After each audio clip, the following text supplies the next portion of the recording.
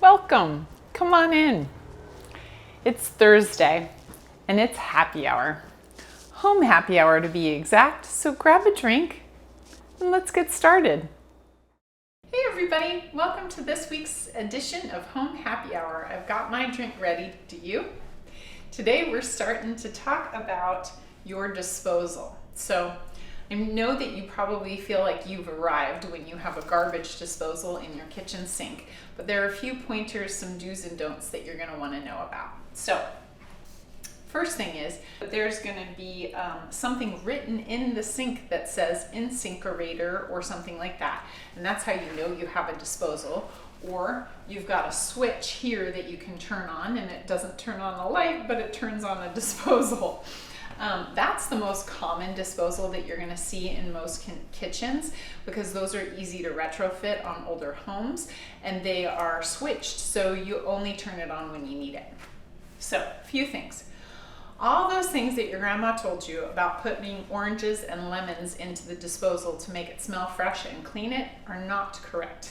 They'll damage the disposal, or worse, you're going to have to take it apart to get all those pieces and chunks out and throw them away. So the disposal can be both good and bad in that it's not going to really be able to deal with a lot of the stuff that you want to put down there, like chicken bones, like lobster, like crab claws. None of that can go in there. Coffee grinds you shouldn't put in there. You shouldn't really put any solid fats down there, like your bacon grease or anything like that. You don't want to, this is a pretty temperamental machine. So, you know, in Fred Flintstone, this garbage disposal would just be like a big crocodile eating all your food scraps. And frankly, I wish that's what it was, because it would take way less maintenance. Unfortunately, this is a very temperamental machine, so you're gonna have to take care of it. So it works on certain things, but not much. So first off, what's going to happen when you're using your disposal is eventually it's going to get clogged and stuck. When it does that, make sure that the disposal is not on. It'll be making like a high-pitched wheeling noise, but it's not real loud, so you might not notice.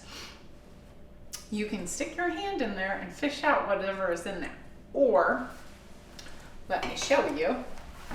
You can open this up and you'll see this is the actual disposal, and you can unscrew it and pull it apart, and it's really just blades that grind on themselves like this, and so you can pull those apart and fish everything out. And it's probably a good idea to do that maybe once every 6 months to a year.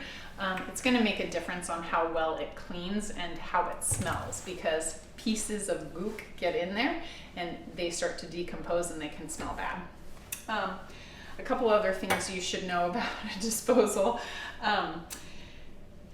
To make it smell good, I'd actually just throw some soap down there and run the hot water. And then that's the other big thing. Make sure you're running a continuous stream of hot water, or water in general. Whenever you put anything down there, you'll hear it. Turn it off and let the water run and clean everything else out. I personally think these are a little bit more trouble than they're worth, and with Portland's amazing compost program, it might just be worth throwing it in the compost instead. But I know a lot of people really like these, so you just have to take care of it and be ginger with it, and it'll take care of you. Thanks so much for tuning in, and I really appreciate it. And comment below with anything you might have to add to this topic, and we'll see you next week on our Home Happy Hour. Take care.